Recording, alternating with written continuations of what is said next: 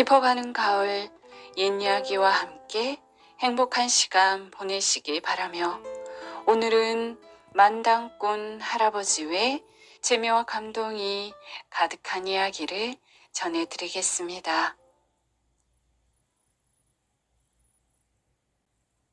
만당꾼 할아버지.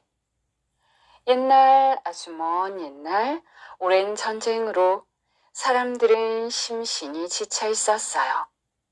그래, 어떻게 하면 재미난 삶을 살 수 있을까 고민하며 서로 재미난 이야기거리를 만들어내고 나누며 깔깔깔 웃고 서로의 힘듦을 위로하며 응원해주고 살던 때의 일이었지요.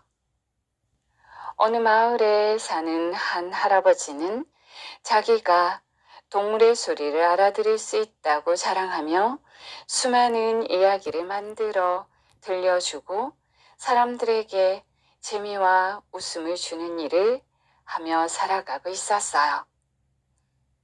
사람들은 동네역 위에 앉아 재미난 이야기를 들려주는 만당꾼 할아버지를 늘 기다렸어요. 워낙 재미난 일이 없던 시절이라 이 만당꾼 할아버지만 나타나면 우르르르 몰려드는 사람들로 발 디딜 틈이 없었지요. 그래, 오랜만에 나타난 만당꾼 할아버지는 이야기 보따리를 풀어놓기 시작했어요.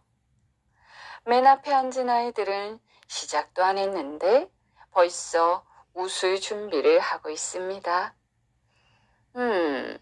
오늘도 내 이야기를 들으려고 이렇게나 많이 모였군. 다들 알겠지만 나는 100년도 더 살았잖아. 그래, 내가 100년 전 일을 들려주지.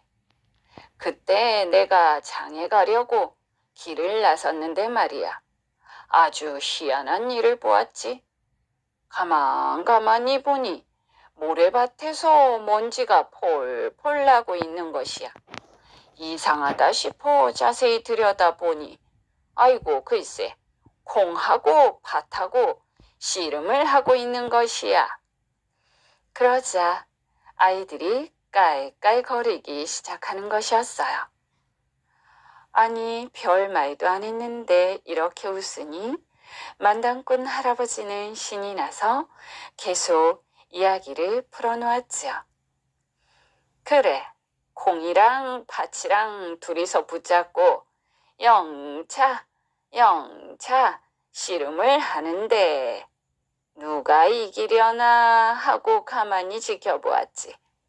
지켜보니 둘이 한참 동안 용을 쓰다가 팥이 먼저 팍 하고 넘어가니까 콩도 뒤따라 콩 하고 넘어가는 것이야. 그래 어쨌거나 콩이 이겼지. 콩은 좋다고 하하하 웃다가 얼굴이 하얘지고 팥은 속상해서 울그락부르락 하다가 얼굴이 빨개졌어. 그때부터 콩은 하얗고 팥은 빨갛게 된 것이지. 그래 씨름 구경을 다 하고 내가 또 길을 가는데 가다 보니 개울가에서 무엇이 부스럭부스럭 하는 게야. 그래 목을 빼고 이렇게 넘겨다 보니 아이고 메뚜기하고 개미가 있는데 메뚜기가 막 황새 똥무더기를 헤치고 나오는 중이었지.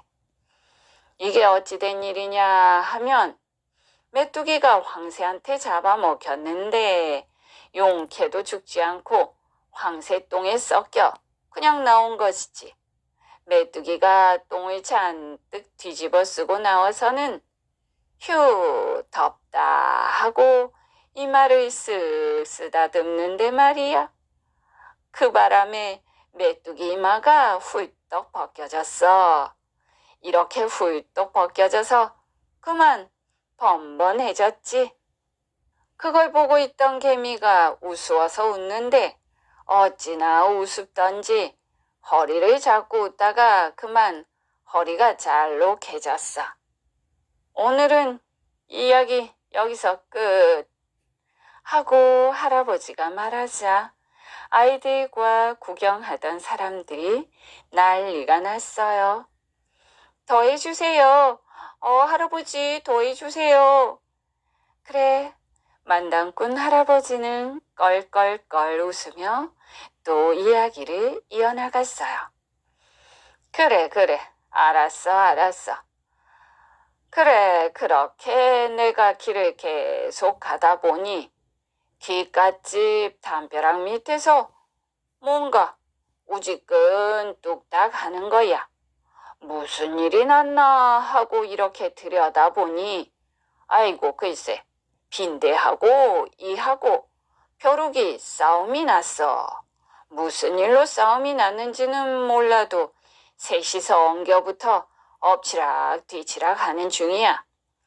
그래 내가 어떻게 됐고 하고 가만히 지켜보았지. 그랬더니 일한 놈이 먼저 벼룩의 뺨을 찰싹 치는 게야.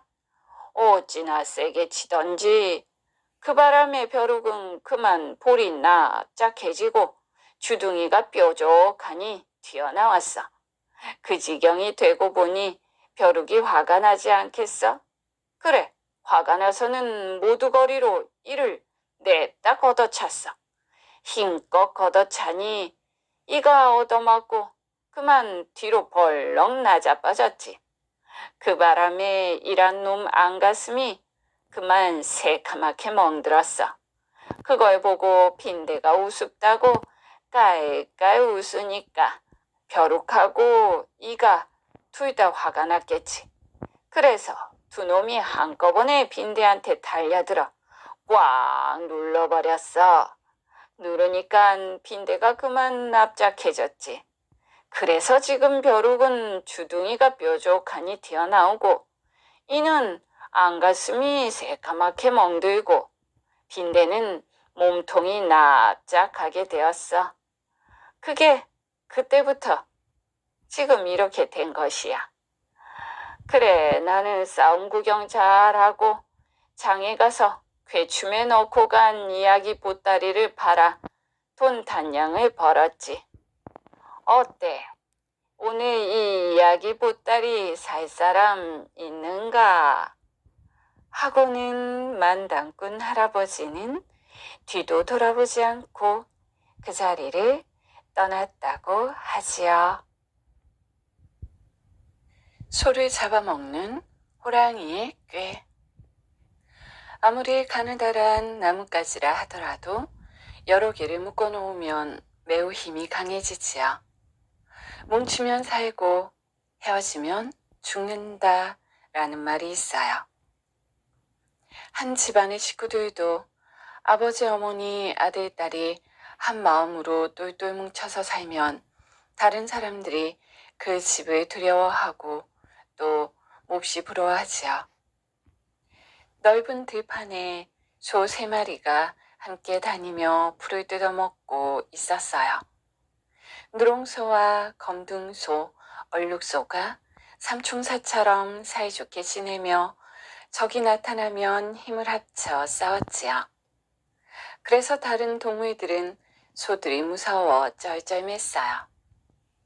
그런데 숲속에 사는 호랑이는 그 소들을 잡아먹으려고 기회를 엿보았어요.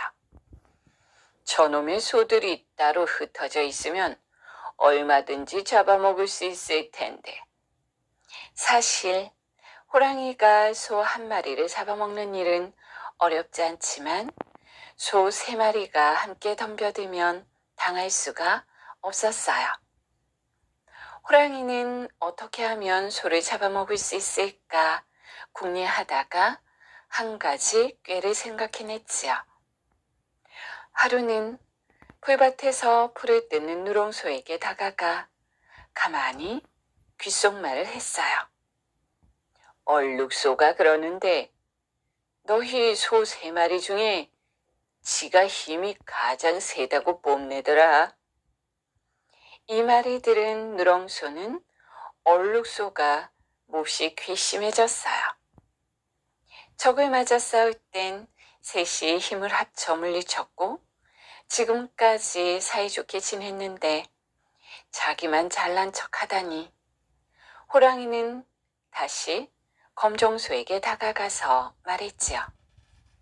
누렁소는 너희 3마리 중에 지가 제일 힘세다고 뽐내던데 지난번 적을 물리칠 때도 지가 공이 제일 컸다고 하던걸.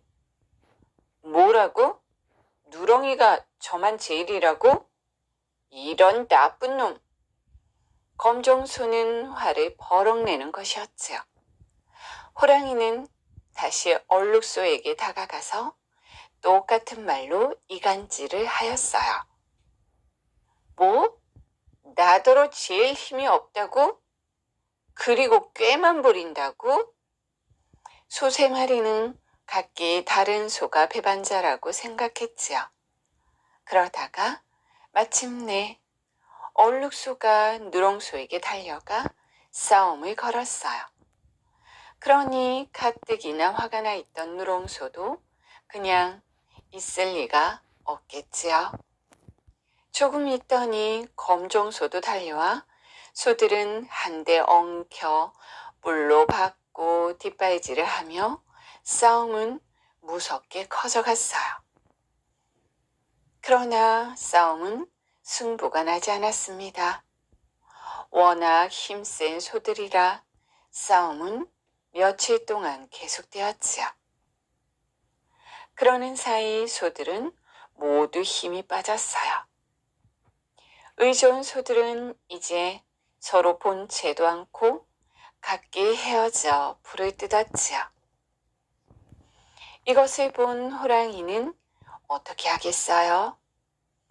힘이 빠져 비실비실거리는 얼룩소부터 한 마리씩 차례로 잡아먹었습니다.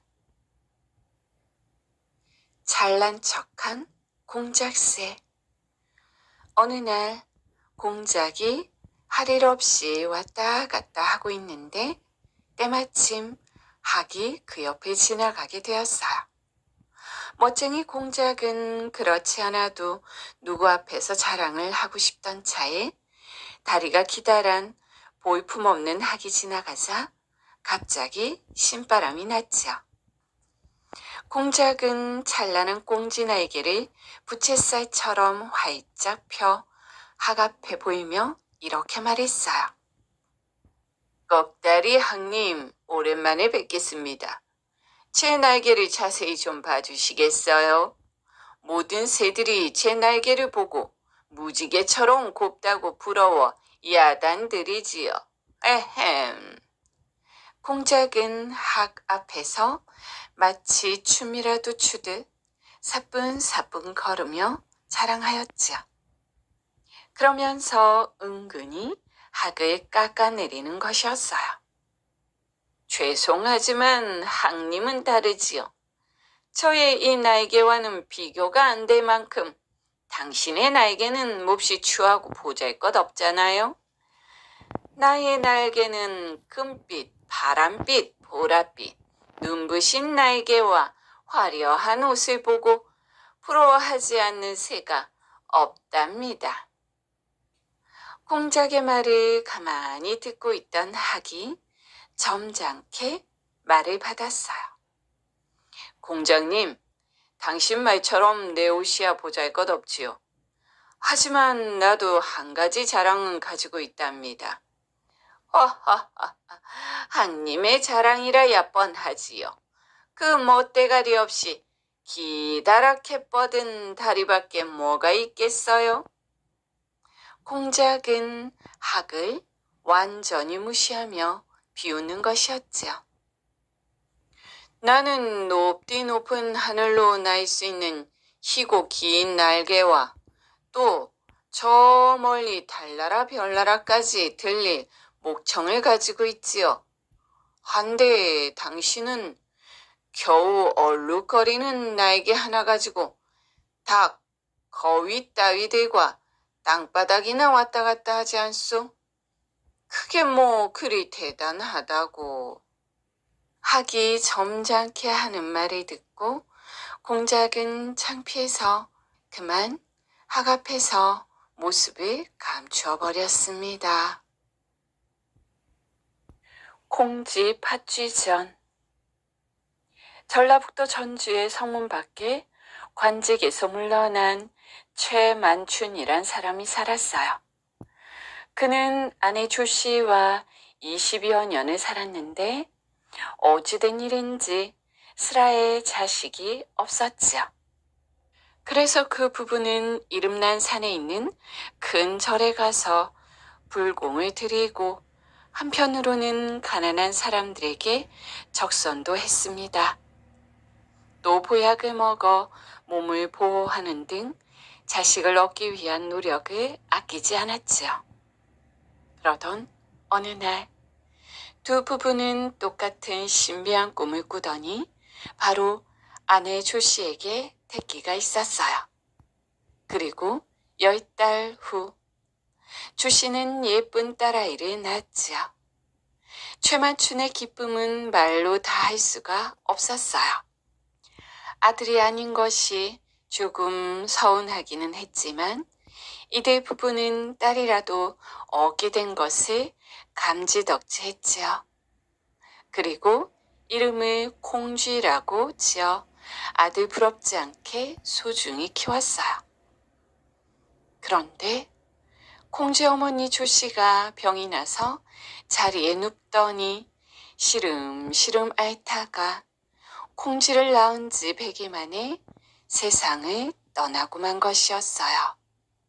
최만춘은 동양젖을 얻어먹이며 콩쥐를 키우며 외롭고 힘들 때마다 죽은 아내가 그리워 눈물을 흘린 적이 한두 번이 아니었지요. 콩쥐가 철없이 칭얼대며 젖을 달라고 할 때면 최만춘의 가슴은 미어지는 듯 아팠어요.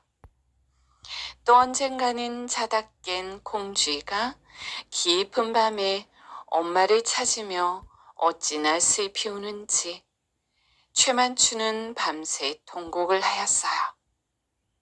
어느덧 세월이 흘러 콩쥐 나이 10여 세가 되니 오히려 아버지에게 따뜻한 밥과 옷을 지어 올렸어요. 콩쥐는 어려서부터 성품이 착해 자라서도 아버지를 극진히 모셨지요. 또 손재주는 얼마나 뛰어난지 누가 가르쳐 준 적도 없는데 집안일을 척척 잘 해냈고 한시도 놀지 않고 부지런히 일을 해서 살림을 일구는데 힘썼지요. 동네 사람들은 이런 콩쥐를 보고 칭찬을 아끼지 않았어요. 그러나 콩쥐가 나이가 들어 시집을 가면 장차 콩쥐 대신 살림을 맡아줄 사람이 없음을 모두 걱정했지요. 콩쥐가 14살이 되던 해 최만춘은 배씨라는 과부와 재혼을 하게 되었어요. 배씨는 인물도 과히 나쁜 편은 아니고 집안 살림도 잘 해낼 것 같아 최만춘은 속으로 은근히 기뻐했죠. 저런 여인이 우리 집에 들어오는 것은 행운이다. 콩쥐가 안에서 배울 예의 범절을 익히게 될 것이고 틀림없이 콩쥐에게 좋은 엄마가 되어줄 거야. 최만춘은 이렇게 생각하고 배씨를 사랑하며 집안 살림을 모두 맡겨버렸어요. 원래 배씨는 시집을 갔다가 팥쥐라는 딸 하나만을 낳고는 남편을 잃은 여인으로 그 신세가 가련하더니 좋은 중매쟁이 소개로 최씨 가문에 들어오게 되었지요. 그런데 배씨는 원래 성품이 간사하고 악독했어요. 데리고 들어온 팥쥐 역시 요사스럽고 간사해 터무니없는 모함을 잘했지요. 또 고자질하기를 밥 먹듯 했는데 마음이 곱지 못해서 그런지 얼굴마저 흉할 정도로 못생겼어요. 특히 팥쥐는 콩쥐의 불행한 일을 보면 지가 잘된 것보다 더 기뻐했지요. 이 두 모녀의 소곤거림이 그치면 어김없이 콩쥐에게 참혹한 일이 벌어졌어요. 그러나 아버지는 배씨가 마음에 든 다음부턴 배씨의 말이라면 밭으로 매주를 쓴다 해도 고지 듣게 되었어요. 이제는 아버지까지 배씨와 한통속이 되어 콩쥐를 구박하게 되니 콩쥐는 가엾은 신세가 되고 말았지요. 하루는 배씨가 두 딸을 불러앉히고 말했어요.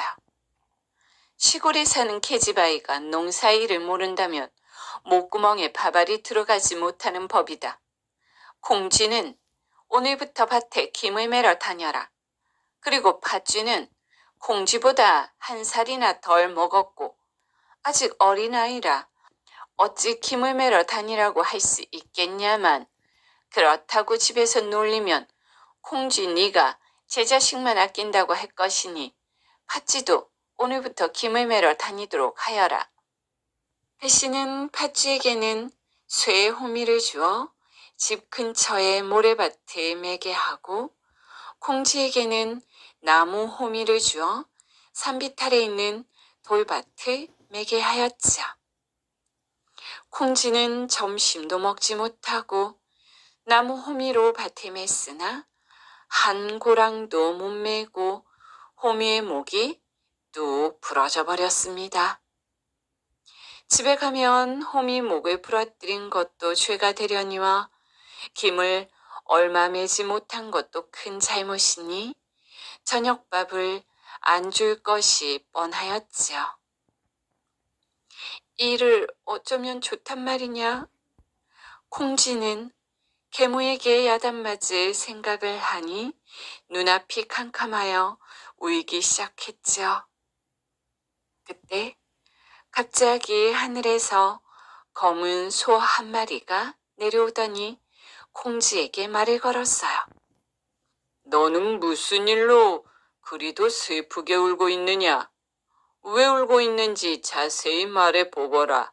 혹시 내가 도울 수 있을지도 모르니까. 콩쥐는 이 상에서 잠시 머뭇거리다가 모든 것을 자세히 털어놓았죠. 검은 소는 콩쥐의 이야기를 다 듣고 나서는 이렇게 말했어요. 그럼 너는 곧장 냇가 아래쪽으로 가서 발을 씻고 중간쯤에서 손을 씻고 제일 위쪽에서 얼굴을 씻고 오너라. 마음씨가 착한 콩쥐는 짐승이 한 마리라고 무시하지 않고 검은 소가 말한 대로 손발과 얼굴을 씻으러 갔어요. 얼마 후 콩쥐가 얼굴과 손발을 씻고 돌아오자 검은 소가 밭을 메고 있었어요. 그리고 검은 소가 쇠호미를 주어 콩쥐는 검은 소와 함께 밭을 다 맬 수 있었죠. 너의 착한 마음씨와 행실은 하느님께서도 칭찬하셨느니라. 검은 소는 쇠호미와 온갖 과일들을 콩쥐의 치마폭에 가득 담아 주었어요. 그리고는 사라져 버렸지요. 콩쥐는 과일을 받자 마음이 흡족하여 점심도 못 먹어 배가 고픈데도 꾹 참고 한 개도 입에 넣지 않았어요. 그리고 부지런히 김을 다 맨 후 바쁜 걸음으로 집으로 향하였지요. 아버지께 보여드리고 어머님께도 말씀드린 후 파치하고 나누어 먹어야지. 그러나 대문은 벌써 굳게 걸어 잠겨 있었어요. 그래, 집에 들어갈 수가 없었지요. 집안에서는 팥쥐와 계모가 마주 앉아 재미나게 저녁을 먹는 중이었어요. 콩쥐는 할 수 없이 문틈에 대고 말했지요. 팥쥐야, 문 좀 열어다오. 과일을 줄 테니 제발 문 좀 열어줘. 그렇게 2번, 3번 사정을 하였더니 팥쥐가 안에서 대답을 했어요. 저것이 거짓말도 잘하네. 지가 과일이 날 데가 어디 있다고 과일을 주겠다는 거야? 저것이 김도 다 매지 못하고 일찍 돌아오더니 할 말이 없으니까 저런 거짓말을 하네. 하치야, 정말이야. 나 과일 가져왔어. 너랑 같이 먹으려고 가져왔단 말이야. 그럼 과일부터 보여주어야 문을 열어주지. 콩쥐는 밤, 대추, 귤, 은행, 호두 등 여러 가지 과일들을 문틈으로 들여보냈어요. 팥쥐는 얼른 치마를 걷어올려 과일을 모조리 받아낸 후에야 대문을 열어주었죠. 과일 덕분에 콩쥐는 집 안으로 들어왔지만 정작 과일은 하나도 먹지 못했어요. 팥쥐는 과일을 가지고 배씨에게 쪼르르 달려가서 콩쥐의 이를 떠벌리자 배씨는 얼굴이 파랗게 변하며 소리를 질렀죠. 콩쥐야, 내 인연 이리 썩오지 못할까? 콩쥐가 영문도 모르고 깜짝 놀라 계모 앞에 가서 앉았어요. 내 인연, 어른이 시켜 김을 매러 갔으면 서둘러 메고 일찍 돌아와 밥도 먹고 또 다른 일도 해야지. 이때까지 무엇을 하다 왔으며 과일은 어디서 났느냐? 밭 한마지기 매는데 하루를 보냈을 리 없고 또 네가 가져온 과일은 이런 총구석에서는 없는 과일이 분명하니 너는 어느 절에 중놈하고 눈이 맞아 그 놈에게 얻은 게 분명하지? 어머니 절대로 아닙니다. 믿어주십시오. 메라? 아니라고? 아니 그렇지 않고서야 이 귀한 과일을 어디서 났단 말이냐? 계집년이 반반하게 생겼다고 김매러 다닙네 하고 지나가는 행인이나 흘려먹다니. 그 일을 네 아버지가 아셔봐라. 큰일 나지 않겠니? 핫쥐야, 아버지 눈에 띄기 전에 이것들을 어서 먹어 치우자. 두 모녀는 마주 앉아 과일을 몽땅 먹어 치우고는 팥쥐에게는 저녁밥도 주지 않았어요. 콩쥐는 계모에게 대들 수도 없었지만 행실이 나쁘다는 애매한 소리를 듣자 너무 억울하고 슬퍼 잠이 오지 않았습니다. 그래서 돌아가신 어머니를 생각하며 고픈 배를 움켜쥐고 눈물로 밤을 지새웠어요. 하루는 배씨가 콩쥐에게 새로운 일을 시켰어요. 오늘 부엌에 있는 빈 독에다 물을 가득 채워놓아라. 콩쥐는 계모의 말대로 독에 물을 채우려고 하루 종일 방구리로 물을 길어다 부었지만 어떻게 된 일인지 독에는 물이 차지 않았어요. 콩쥐는 아침부터 계속 물을 깃다 보니 한낮쯤 되어선 기운이 쭉 빠져 온몸에 진땀이 흐르고 허리도 아파 더 이상 물을 기를 수가 없었지요. 그렇다고 독에 물을 채워놓지 않으면 날벼락이 떨어질 게 분명하니 겁이 나고 걱정이 앞서서 콩쥐는 다시 물을 길러 우물로 나가려고 할 때였지요. 마당 한 구석에서 커다란 두꺼비가 엉금엉금 기어나오더니 입을 벌려 헐떡거리고 두 눈을 끔뻑거리며 소리를 질렀지요. 콩쥐야, 네가 암만 물을 길어다 부어도 소용없다. 그 독은 밑이 빠진 독이라 물이 차지 않아. 그러니 혼자 애쓰지 말고 내가 시키는 대로 해라. 그 독에는 손가락 하나 들어갈 만한 구멍이 있으니 그 구멍을 내 등으로 받치면 조금도 셀 염려가 없어. 네가 독을 조금만 움직여주면 그 속에 들어가서 내 비록 늙어 힘이 들겠지만 한동안 참고 견디리라. 네 말은 고마우나 내 고생을 어찌 남에게 미룰 수 있겠니? 그러자 두꺼비가 버럭 화를 냈어요. 낸데 남의 고생이 좋아서 떠맡겠냐? 마음 착한 너를 계모가 일부러 고생시키려고 하는 것이라 내가 늙은 몸으로 너희 도우려 하는 것인데 너는 내 뜻을 하찮게 여기는 것이냐? 콩쥐가 두꺼비에게 사과하고 독을 조금 움직여주자 두꺼비가 엉금엉금 기어들어갔어요. 콩쥐가 물을 길어다 몇 번 붓자 독에 물이 가득 찼지요. 계모에게 가서 물을 채웠다고 하자 겉으로는 좋아하는 척했지만 속으로는 이렇게 중얼거렸어요. 얼마 전에는 때 아닌 과일을 가져와서 놀라게 하더니 이번에는 밑 빠진 독에 물을 채우네? 아무래도 전연을 그냥 두면 큰일을 낼 거야. 하고 콩쥐를 없앨 기회만 기다렸어요. 어느 날 콩쥐의 외가인 출시댁에서 큰 잔치가 있다며 콩쥐를 불렀어요. 염치 없고 뻔뻔스러운 배씨는 인사도 나눈 적이 없는 콩쥐의 외갓집